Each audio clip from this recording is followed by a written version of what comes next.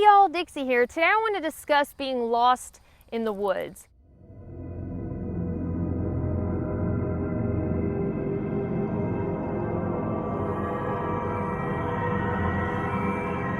If you spend enough time in the outdoors hiking and backpacking, then you should consider what you would do if you end up lost, some things to tell your children about being lost if you take your children out hiking and backpacking with you, and then also what to consider if you're hiking with a friend and they end up lost. All of the sources that I've pulled information from today, I'll have those links in the video description below. So let's get started. First things first, the best solution to a problem is for the problem to never exist. So let's talk about prevention. Before you go out on a trail, even for a day hike, if you're not intending to stay the night, you should always be prepared to, just in case. So you need to make sure that you carry with you the 10 essentials of hiking. And this is really, in my opinion, the 10 essentials of stepping into the woods or the outdoors, because it's a good idea just in case something goes wrong. The 10 essentials are navigation, a headlamp or other light source,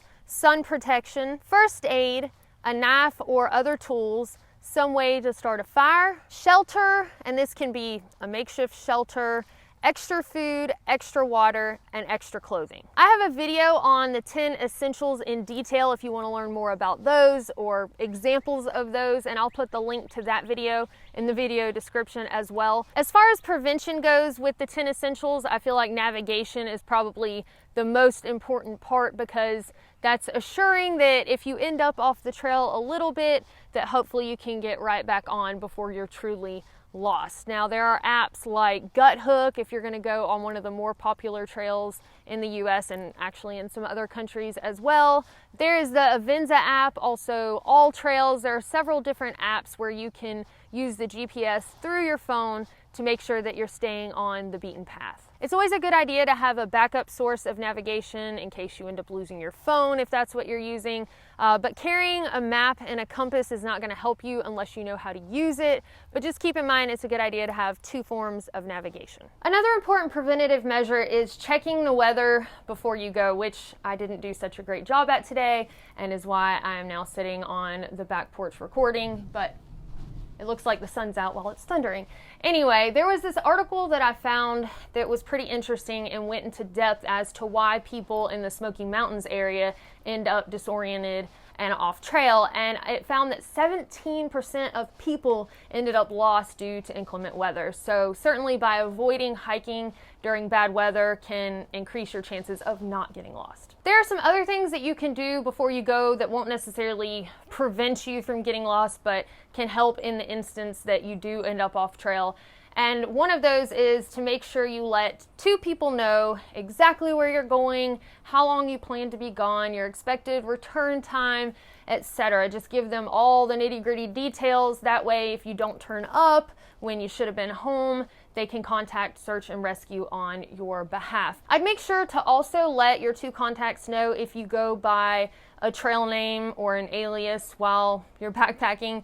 That way, if they contact search and rescue on your behalf, then they can let them know to check logbooks for either your civilian name, as my friend Perk says, or for your given name on trail. I know that some people don't like to sign the trail register books, but even if you don't care about leaving an inspirational message or something like that, then just to write your name so that if you do end up off trail, folks kind of know where you might have been last, so it gives them a smaller area to start searching in. Also, before you go, it's not a bad idea to check out the map and kind of study the area that you'll be going to, where the high points are, where some of the landmarks are, maybe where the forested areas are and the meadows are, and also for bailout points. So if you were to come across a bad situation or a washout on trail or inclement weather, then you can use those bailout points if they exist and you'll be familiar with them. And finally, if you can carry with you something like a personal locator beacon,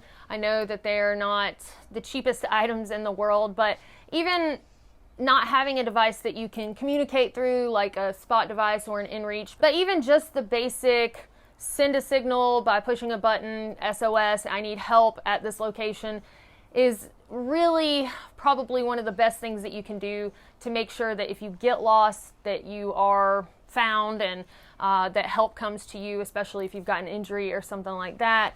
I, on my first 2 thru hikes, did not carry anything like this, but after thru hiking the Pacific Crest Trail, it became very important to me to make sure I had something like that. That way I could call for help if I needed it, and also if I saw somebody else that needed it. Once you're out on trail, you can continue doing some things that will help you if you do end up off trail, or might even prevent you from getting off trail. And one of those is to be aware of your surroundings. Not only look at certain landmarks like a cliff or a jagged mountain range or just something, some sort of feature that kind of stands out to you, but look at those in front of you with your eyes, and then also compare those features to the map or the app, whatever you're using for navigation. Also, it's not a bad idea to turn around and look behind you every so often, because if you're hiking in the opposite direction, oftentimes the trail can look like a totally different place. Then if you end up a bit disoriented, one of those landmarks might help you find your way out. I also make it a point to check in regularly while I'm out backpacking. I know that a lot of folks like to just escape and not have anybody know where they are or what they're doing, don't want to check in, just kind of want to be out there by themselves. And while I can definitely appreciate that, I just made a point to contact my mom each night through my inReach while I was on the Continental Divide Trail. I would send her my location, I would let her know what mile marker I was at. That way, again, if I was to end up missing, they would know at least a point to start looking. Now let's discuss the instance where you are actually off trail, you're turned around and disoriented, and you've realized I don't really know where I am. The first thing it's recommended you do is to stop, to look around with your eyes and not your legs, and try to just reorient yourself. Look around to see if you recognize any of the landmarks that hopefully you took note of before. But the first thing that seems to happen is that people panic. They kind of get in a tizzy, they're freaking out, maybe you're embarrassed and you don't want to admit to yourself that you're lost. I've had that happen to me before. I wasn't sure if I was even heading north or south on the trail, and you know, when I passed somebody, it was a little embarrassing to ask, like, hey, what direction are you heading right now? But it's okay for that to happen. It happens to a lot of people that spend time in the outdoors, whether they want to admit it or not. But as long as you kind of sit down, just take a break, allow yourself to work through that panic, and don't scurry around frantically trying to find your bearings again and end up putting yourself in a worse situation. Not only do you want to look around if you're disoriented, but you also should listen. Do you hear other people coming down the trail? Do you hear cars going down the road and you know that civilization is nearby? Do you hear a water source that could end up helpful later in the case that you're going to have to stick around in this one spot for a while? So again, just kind of taking a break, taking in all of your surroundings, allowing yourself to calm down can really help you with having a clear mind and coming up with a plan to move forward. Staying put is always the recommended action to take, because folks are going to come looking for you at the last place you were reported being seen, or where you signed a register, or where you told somebody that you were. So by not moving, you're assuring that you're staying at least hopefully somewhat close to that point instead of wandering off farther. And it's never suggested that you move unless you have a solid plan of action, and really as a last resort. So you're lost and you've decided that you're going to stay put. What do you do next? You can try calling 911 if you have cell service. Even if you don't think you have cell service, supposedly if you call 911, hopefully it will ping a tower and can kind of give your location, so it never hurts to try that, of course. Also, if you've got 2 weeks of service to place a call, sometimes a text can still kind of get through, so if you can let those contacts know, hey, I'm lost, the last place I remember being is such and such. But just because a call won't go through doesn't always mean that a text won't, and vice versa. While staying put, you can also check for an immediately nearby opening, like a meadow. Start a fire there, one for warmth, 2, it'll give you something to do with your nervous energy. And 3, you can hopefully signal somebody with smoke during the day by placing wet wood, green wood on the fire, just to create more smoke. If you've ever had a campfire and put green wood on the fire, you know that it chokes you out. And then by night, you'll have the flames again in an open area that will hopefully draw some attention if folks are looking for you. If you have a reflective emergency blanket or anything with bright colors, displaying those can also help draw attention to you. If you have an emergency whistle, which a lot of them are built onto the sternum straps of packs nowadays, you can blow on that to hopefully alert people that you're in trouble.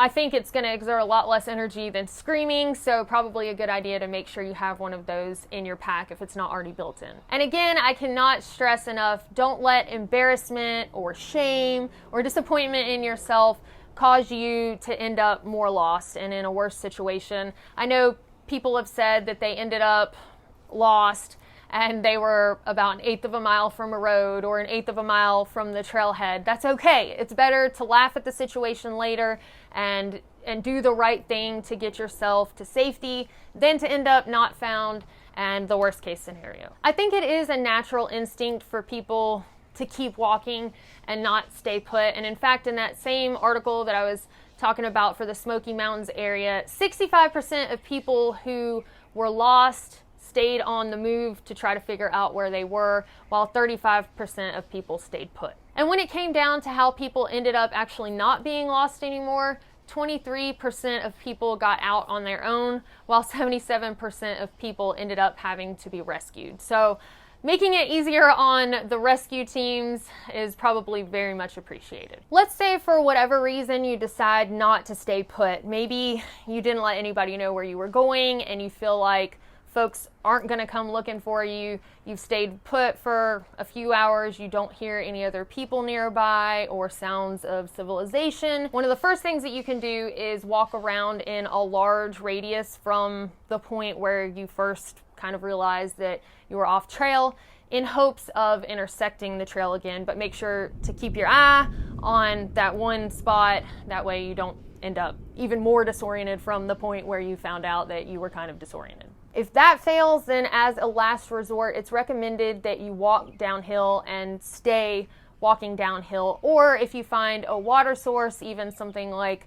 a spring or a small stream, following that, because it'll likely flow into a larger water source that will hopefully flow into civilization, because many civilizations are, of course, built up around some sort of water source. Now, the walking downhill method and the staying near water method might not be the easiest way to find your way out of the woods, but again, in a situation where nobody knows where you are, then that might be your best bet. As you're walking, you might want to make some sort of marker for yourself so you know where you've come from. That way, if you decide to go back, you can do so, or if you end up overlapping where you've already been, then you're aware of that. Something like a broken branch, or even taking a knife and shaving a sapling. I understand that we don't want to go just killing trees in the wilderness, but in a survival situation, you got to do what you got to do. And finally, it might help you to remember that the sun rises in the east and sets in the west. And of course, this isn't exact east and exact west,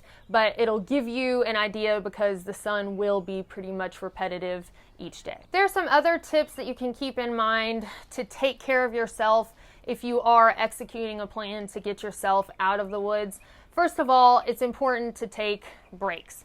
You need to rest not only your body, but your mind, and recollect yourself. When you stop to take a snack break, allow yourself 30 minutes or so for your body to start digesting your food.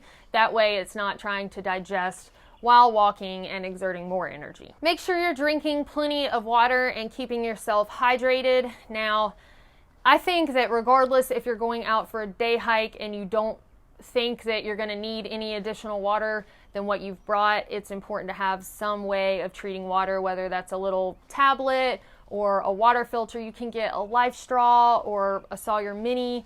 That's not very expensive at all, $20, to assure that you have clean water in a situation where you need it. If you end up in the situation though where you have no way to treat your water, then I would be if you can, selective about where you get water from. So of course, a stagnant water source is not going to be as good as a running water source, and a big river is not going to be as good as a natural spring flowing right out of the ground. But you know, when you're in a tough situation where you have nothing and then you come across some stagnant water, for myself, I'm probably going to drink the stagnant water and hope that somebody finds me before my diarrhea sets in and dehydrates me further. But that's got to be a personal choice depending on your individual situation. It's recommended in a situation like this, especially if you're low on water, to not push yourself hiking through the heat of the day in a survival situation. It's good to pay attention to your body temperature so that you're not overheating,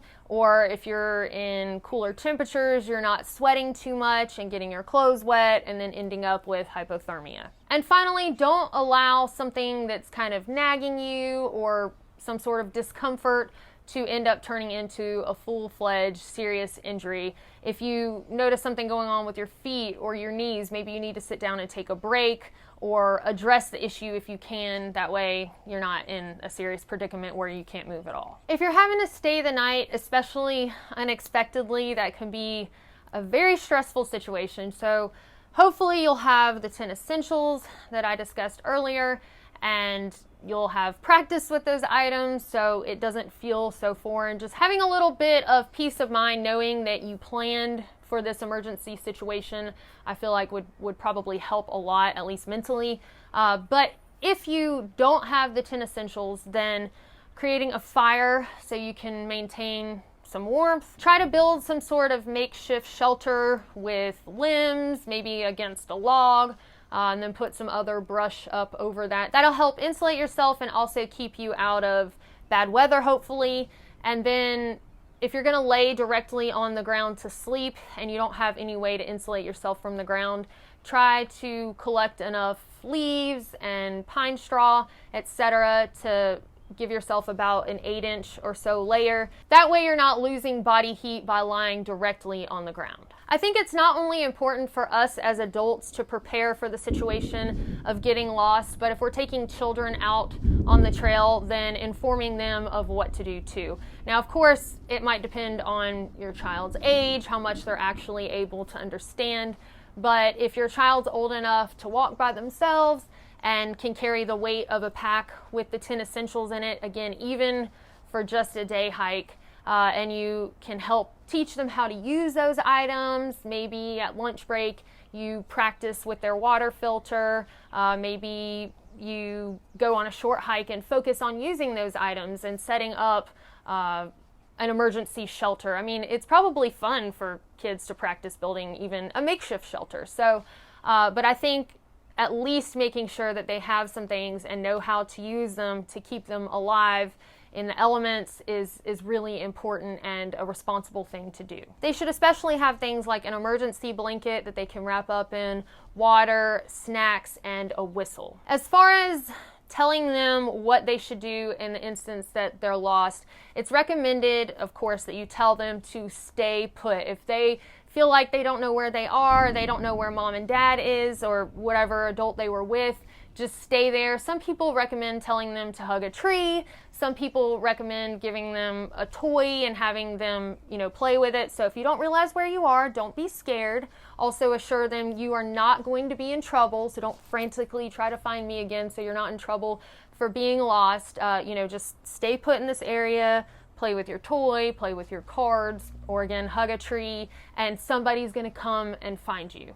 I've also read that it's recommended to let your children know that, no, it's not okay to talk to strangers, but if they hear strangers in the woods, then they should make themselves known to those people, blow their whistle, holler out, or, let them know that if they turn up lost, that mom and dad or some really nice people are going to come looking for them, and to make sure that if they hear somebody calling out for them, that they respond. Because it would be a terrible thing to have your child sitting there and a rescuer, I'm going to tear up talking about this, and I don't even have children, but to hear, somebody looking for them and not respond because they're afraid of strangers. And then, of course, as they get older, you can start letting them know some of the other things that you as an adult would do if you were to get lost. That way they kind of transition into that same mindset and the steps that you yourself would take. And the final topic of being lost that I want to address today is what to do when a hiking partner ends up MIA. So say you're hiking with somebody, you stop and take a break, you've waited a while and they don't show up. What do? I think the most important thing that you can do if you have a hiking partner is to establish some things before you get out on trail. Are y'all going to be sticking together all of the time, not leaving each other's sight except for, a private moment while you're taking a bathroom break? Or are you going to be kind of independently hiking together, where maybe you're going to be camping in the same places, meeting up for lunch, or at certain points during the day, maybe certain mile markers? That's really between you and the people that you decide to hike and backpack with. It's important for each person in your hiking party to have their own source of navigation. That way they're not depending on you or you're not depending on them. And also take caution when sharing gear. If you end up separated, then somebody might be in a predicament not having the things that they need to survive and take care of themselves. For myself, while I'm on a thru hike, I meet awesome people along the way. Maybe we hike together for several weeks, or I've even gone out to the trail with friends. When I started the Continental Divide Trail, I started with my friend Perk and my friend Aaron, who is the editor of this channel. We all kind of hiked loosely together. We weren't with each other every second of the day, and that was what worked well for us and what I think works well for most thru hikers. Even families that I've seen out there, they allow their older children to go ahead and tell them, okay, at this point I want you to stop and we're meeting for lunch. So anyway, whatever works best for the individuals involved. But knowing that you have a certain plan in case this happens, I think is very important. I actually had this situation happen with my friend Aaron while we were in the Gila River area on the Continental Divide Trail. And I had seen Aaron about a mile back or so. I got to the first water crossing and decided I wanted to wait and we could cross together, and he didn't show up. So I just kind of took a little bit longer of a break and drank some water.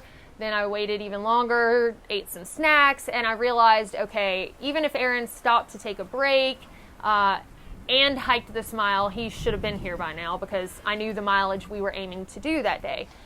So I wasn't sure if something terrible had happened.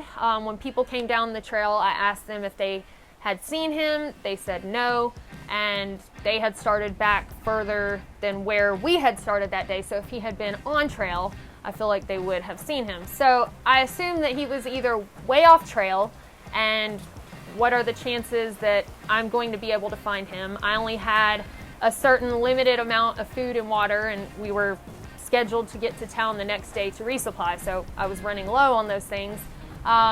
Or I knew that he ended up on a different trail, and hopefully he would figure that out and backtrack or find a bailout point, and that's actually what he ended up doing. So I could have put myself in a worse situation of being lost myself looking for him, or being short on water and food.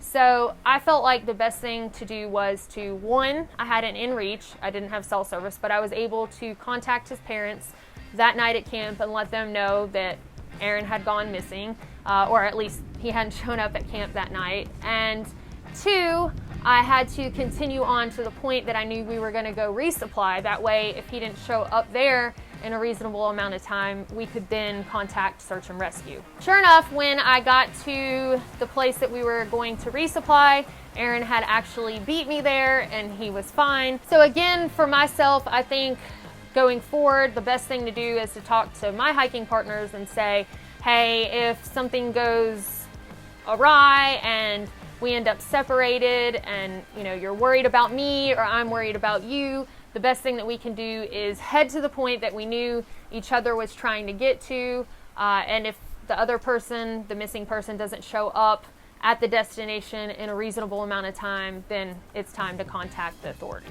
All right, y'all, well, that is all I have for you today on the topic of what to do if you end up lost in the woods. If you've got any other suggestions, things that you've heard are a good idea to do, or if you've been in that situation yourself and you've got some things to share that helped get you through, please feel free to leave all of that in the comments below. Thank y'all so much for watching, and if you found this video useful, don't forget to subscribe before you go, and we'll see y'all next time.